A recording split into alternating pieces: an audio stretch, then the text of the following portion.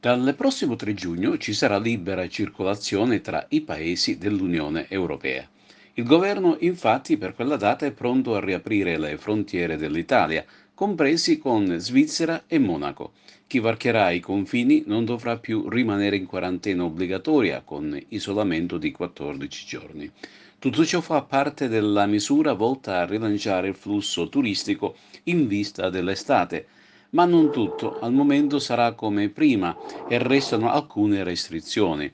Ad esempio, l'Agenzia Unione Europea per le Malattie mapperà il territorio bloccando il flusso di viaggiatori tra aree con un'alta densità del contagio. Restano chiuse invece almeno sino al 15 giugno tutte le frontiere europee con i paesi del resto del mondo.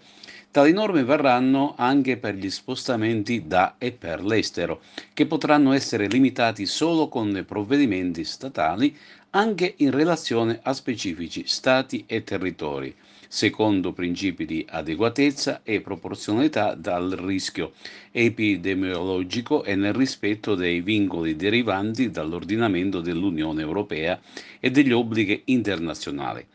Saranno comunque consentiti gli spostamenti tra la Città del Vaticano o la Repubblica di San Marino e le regioni confinanti.